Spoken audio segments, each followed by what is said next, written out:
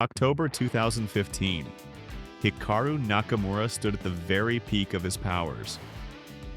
Rated 2,816, ranked world number 2, he was playing with a rare mix of confidence, aggression, and control.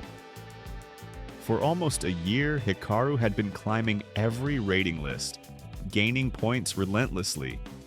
Each tournament pushing him closer to the dream every top player chases, a shot at the World Championship. At that moment, everything pointed in one direction: the 2016 candidates and a potential clash with Magnus Carlsen. It felt inevitable, but then everything changed. In just 1 month, between the World Cup and the European Club Cup, Hikaru lost 22 ELO points. From that point, the spiral began. Between 2016 and 2019, the spark faded. And by 2019, his rating had fallen to 2,736, his lowest in nearly a decade. So what really happened? How did one of the most dynamic players in chess lose momentum right at his peak? And perhaps more importantly, how did he manage a spectacular comeback after the pandemic, clawing his way back to his old peak of 2,816? This is the story of Hikaru Nakamura. A story of rise, collapse, and rebirth in the modern chess era.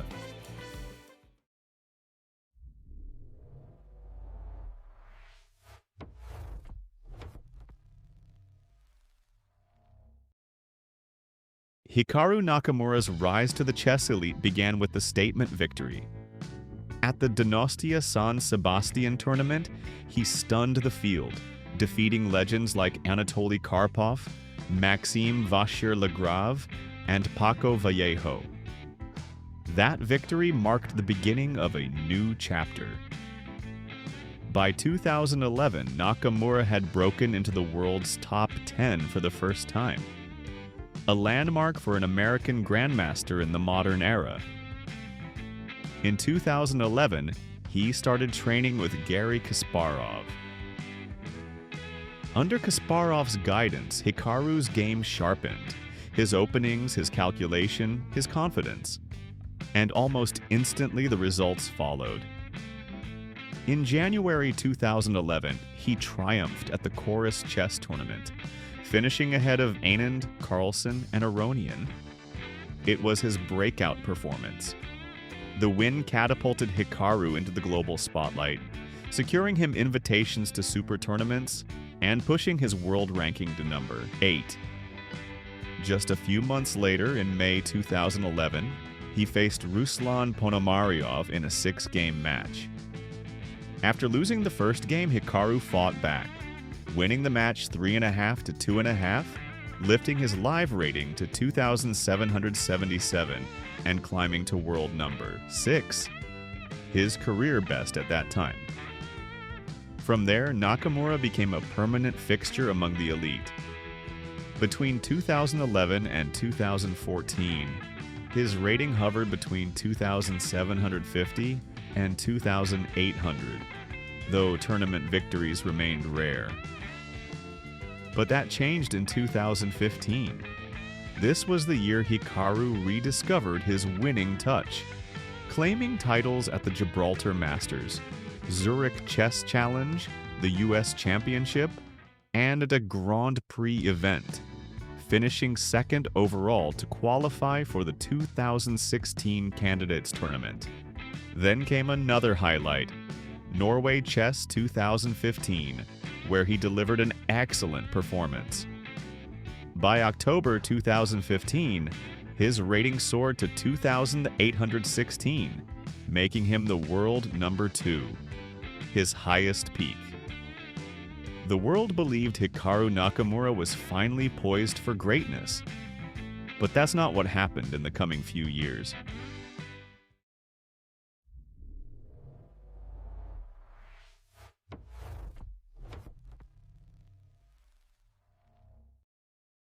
After reaching 2,816 in October 2015 and becoming the clear world number 2, everything suggested that Hikaru Nakamura was on a direct path to challenge for the World Championship. His form was sharp, his confidence was high, and he had finally broken into the select group of players consistently threatening Magnus Carlsen. But that moment at the top turned out to be the beginning of a long decline. The slide started quietly. In October 2015, Hikaru played 2 major events, the World Cup and the European Club Cup. On paper, neither event looked disastrous. He didn't perform horribly, but in elite chess, even small underperformances are punished harshly. By the end of the month, he had lost 22 ELO points, a significant drop for a player at the very top. More important than the losses themselves was what they triggered. At the highest level, maintaining a rating above 2,800 demands constant perfection. Every half point counts. Hikaru had worked tirelessly from 2011 to 2015, improving every part of his game, traveling nonstop, and competing in the toughest fields. By late 2015, he had reached a natural peak, but staying there required even more work, more energy, and more emotional stability. And this is where cracks began to form. From 2016 onward, Hikaru began speaking openly about the psychological strain of the elite classical circuit. He described the routine as draining. Hotel rooms, long events, months of prep, repeating tournaments with the same small group of players, and the constant pressure of expectations. The possibility of a world championship match, the dream that had motivated him for years, slowly became unrealistic after his dip in 2015. Without that target, even subconsciously, the motivation that had pushed him from 2010 to 2015 began to fade. Nakamura reached the 2016 Candidates Tournament, but the event was disappointing. He finished well behind the leaders, losing critical games and never posing a real threat to win the event. This was the moment many analysts believe broke his world championship ambitions. The one chance he had built toward for 5 years slipped through his hands.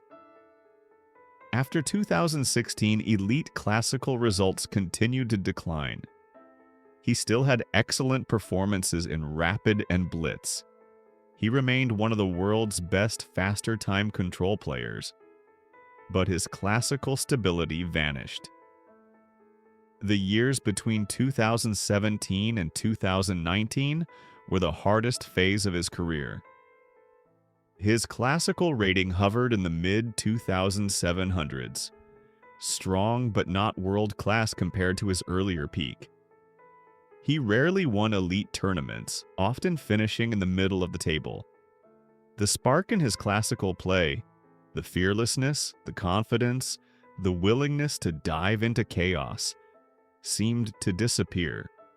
By 2019, Hikaru's rating had fallen to 2,736, his lowest level since 2010. For the first time in almost a decade, he was no longer considered a serious contender for the candidate cycle or for elite tournament victories. Many commentators believed his classical career was effectively over. At this point, Hikaru himself admitted that he no longer enjoyed classical chess. The pressure, the preparation, the mistakes, the emotional weight, it had all taken its toll. But then something unexpected happened. Something nobody could have predicted.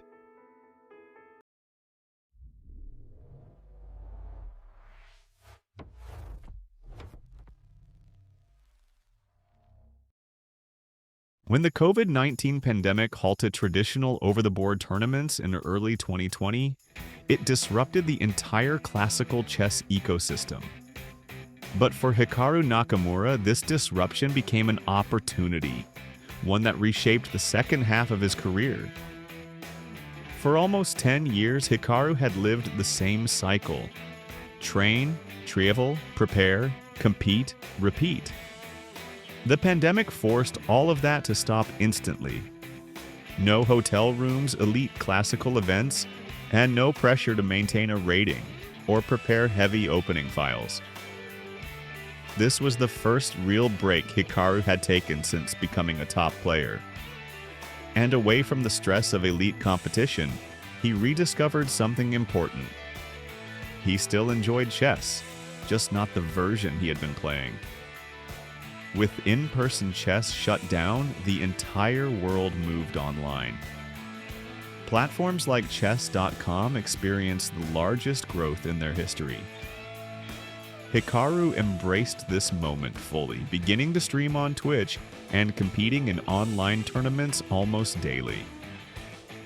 Unlike classical events, online tournaments played to all his strengths, like his fast instincts, tactical genius, creativity and natural charisma, and audience interaction. Streaming also gave Hikaru something he had been missing for years: a sense of community and direct connection with fans. He was no longer just playing chess, he was sharing chess. Throughout 2020 and 2021, the online circuit became Hikaru's territory. He won multiple titled Tuesday events. He consistently reached the finals and semifinals of the Speed Chess Championship. He became a central figure in the Magnus Carlsen Invitational and other rapid events. For many months, Hikaru was arguably the strongest online rapid and blitz player in the world. Winning regularly, even in a different format, rebuilt a confidence that had eroded over years of classical struggles. This confidence would later translate into his over-the-board performance. Without the crushing expectations of the classical cycle, Hikaru's relationship with the game changed. He was no longer trying to become world champion and wasn't obsessing over ELO or candidate's qualification. Instead, he was enjoying chess again and making a living on his own terms, controlling his schedule and played formats that suited him. This freedom helped him approach classical tournaments with a clearer mind when they eventually returned. When Hikaru entered the 2022 FIDE Grand Prix, many people assumed he would treat it casually. Instead, the opposite happened. With no pressure and no expectations, he played some of the cleanest classical chess of his career, with strong opening prep, stable middle games, confident endgame decisions. He won the entire Grand Prix series. This victory qualified him for the 2022 Candidates Tournament, a stage he had once believed he might never reach again. This meant one thing: Hikaru had returned. Not in the same form, but in a new version of himself. A version that balanced classical chess, online dominance, content creation, personal fulfillment, competitive excellence. And unlike earlier in his career, Hikaru now had both stability and perspective. One of the most interesting habits Hikaru developed during his comeback years was recording a recap of his game immediately after finishing it, whether he won or lost. This wasn't about views or numbers, but it was about something much deeper. Through these recaps, he rediscovered the part of chess that had always mattered most to him: the connection with the audience. The applause he never quite received in traditional tournaments, he now found online. And for Hikaru, that connection became a source of energy, the kind that fuels an artist performing for people who genuinely appreciate his craft. As of today, he is qualified for the 2026 Candidates Tournament, and based on his recent form, he will enter not as an outsider, but as one of the favorites to win it. If he reaches the final match, there is no reason to think he cannot challenge Gukesh for the World Championship title. Hikaru's career is proof that a decline is not always the end. Sometimes it is simply the pause before a new beginning. And for Hikaru Nakamura, the next chapter may well be the greatest one yet.